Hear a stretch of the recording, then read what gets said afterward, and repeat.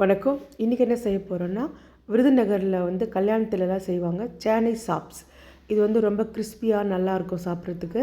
சின்ன சின்ன நான் அதுக்கு வந்து இன்றைக்கி ஒரு 1/2 கேஜி அளவுக்கு கருணக்கிழங்கு எடுத்திருக்கேன். அது தோலை சீவிட்டு நல்லா மண் இல்லாமல் கழுவிக்கோங்க. கழுவிட்டு சின்ன சின்ன டியூப்ஸாக கட் பண்ணிவிட்டு மறுபடியும் கழுவிட்டு ஒரு கடாயில் தண்ணி வச்சுக்கோங்க. அதில் அதை இதில் சேனக்கிழங்கு அதில் கொட்டிட்டு 1 டம்ளர் அளவுக்கு புளி தண்ணி கரைச்சி அதில் சேர்த்துக்கோங்க. அப்போ தான் அந்த நமைச்சல்லாம் இல்லாமல் இருக்கும். கூடவே உப்பு சேர்த்துக்கோங்க கொஞ்சமாக. அதுக்கப்புறமா நல்ல ஒரு கொதி வரும்போது மஞ்சப்பொடி ஒரு 1/2 டீஸ்பூன் அளவுக்கு சேர்த்துட்டு நல்லா கொதிக்கட்டும். ஒரு 3/4 திட்டம் வெந்தால் போதும். ரொம்ப குழஞ்சும் வெந்துடக்கூடாது, அதே சமயம் வேகாமையும் இருக்கக்கூடாது. நம்ம உருளைக்கிழங்கெல்லாம் பொரியலுக்கு கொஞ்சம் இதாக வேக வைப்போம் இல்லையா, அந்த ஸ்டேஜுக்கு இருக்கட்டும். தண்ணியெல்லாம் வடிச்சிட்டு கொஞ்சம் ஆறுனதுக்கு அப்புறமா எண்ணெய் சேர்த்துக்கோங்க. நம்ம அப்பளம் பொரிக்கிற மாதிரி அதில் சேர்த்துக்கோங்க. வடை சுடுற மாதிரி கொஞ்சம் நம்ம போடும்போது அடியில் போய் உட்காந்துக்கும். இது எப்படி பார்க்குறதுன்னா, இப்போ பாருங்கள், நான் ஒரு 1/4 மணி நேரமாக மீடியம் ஃப்ளேமில் வச்சு வேக வச்சுருக்கேன். நல்லா மேலே அப்படியே கிறிஸ்பியாக பொரிஞ்சு வந்துடும். இந்த ஸ்டேஜில் எடுத்துக்கோங்க. மீடியம் ஃப்ளேமில் தான் இதை வந்து பொரிக்கணும் நம்ம, இல்லைன்னா சீக்கிரம் மேலெல்லாம் கிறிஸ்பியாகிடும், உள்ளே வந்து இதாக இருக்கும். இப்போது வந்து சூப்பராக பொரிஞ்சிருக்கு பாருங்கள். கூடவே 2 கொத்து கருவேப்பிலையும், நான் நிறைய முந்திரி சேர்க்கல, ஒரு 5, 6 முந்திரி தான் சேர்த்துருக்கேன். அதை சேர்த்துட்டு நல்லா வறுத்துக்கோங்க. உங்களுக்கு தேவைன்னா இன்னும் நல்லா ஒரு கைப்பிடி அளவு கூட முந்திரி வறுத்து எடுத்து வச்சுக்கோங்க. ஒரு பக்கமாக கருவேப்பிலையும் இந்த முந்திரியும் எடுத்து வச்சுக்கோங்க.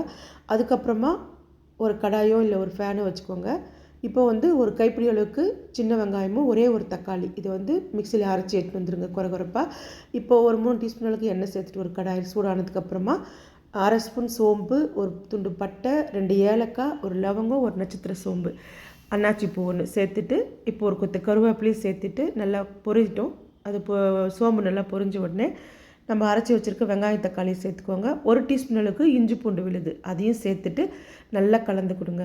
இந்த மாதிரி எண்ணெய் பிரிஞ்சு வரும். இந்த ஸ்டேஜில் நம்ம மசாலா சேர்த்துடலாம்.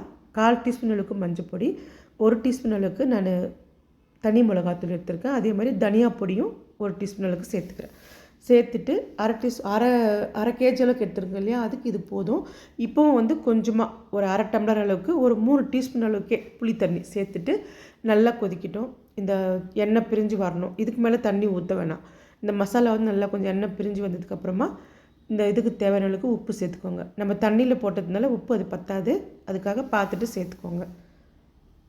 உப்பு சேர்த்துட்டு இப்போ நம்ம நல்லா மசாலா எண்ணெய் பிரிஞ்சு வந்ததுக்கப்புறமா நம்ம பொரிச்சு வச்சுருக்கோம் இல்லையா, அந்த கருணக்கிழங்கெல்லாம் இதில் சேர்த்துக்கலாம். சேர்த்துட்டு நல்லா இதை ட்ரையாக தான் நம்ம பொரிச்சு எடுக்கணும். ரொம்ப தண்ணியெலாம் இருக்கக்கூடாது, சொதன்னு ஆகிடும். இப்போ நம்ம இப்படியே பொரிச்சோன்னா நல்லா கிறிஸ்பியாக இருக்கும் பாருங்கள். இன்னும் கொஞ்சம் நல்லா மீடியம் ஃப்ளேமில் வச்சுட்டு நம்ம தண்ணி சேர்க்கக்கூடாது, தண்ணி இல்லாமல் ட்ரையாக இருக்கணும். இது சாப்பிடும்போது நல்லா கிறிஸ்பியாக இருக்கும். ரசம் சாதம், சாம்பார் சாதம் சூப்பராக இருக்கும். 1/2 டீஸ்பூன் அளவுக்கு மிளகுத்தூள், 1/2 டீஸ்பூன் அளவுக்கு சீரகத்தூள், ரெண்டாவது வந்து உரலில் வந்து இடிச்சிட்டு சேர்த்துக்கிறேன். பொடியாக நீங்கள் அரைச்சி சேர்க்கறதுனால சேர்த்துக்கோங்க. இப்போ நம்ம முந்திரியும் கருவேப்பிலையும் பொரிச்சு வச்சோம் இல்லையா, அதை வந்து இது கூட சேர்க்குறேன். சேர்த்துட்டு நல்லா அப்படி எடுத்து ஜல்லிக்கரண்டில் ஊற்றிட்டோன்னா உதிரியாக விடணும். அப்போ தான் கிறிஸ்பியாக இருக்கும் அப்படின்றதுக்காக அர்த்தம் இது. இது ரொம்பவே தயிர் சாதத்துக்கு கூட ரொம்ப அட்டகாசமாக இருக்கும். மறக்காமல் நீங்கள் செஞ்சு பார்த்துட்டு எனக்கு கமெண்ட் பண்ணிவிடுங்க. எங்கள் வீட்டில் செஞ்ச உடனே சும்மாவே கூட வச்சு சாப்பிட்லாம். அது அப்போவே காலியாகிடுச்சு. மறக்காமல் செஞ்சு பார்த்துட்டு கமெண்ட் பண்ணுங்கள். தேங்க்யூ.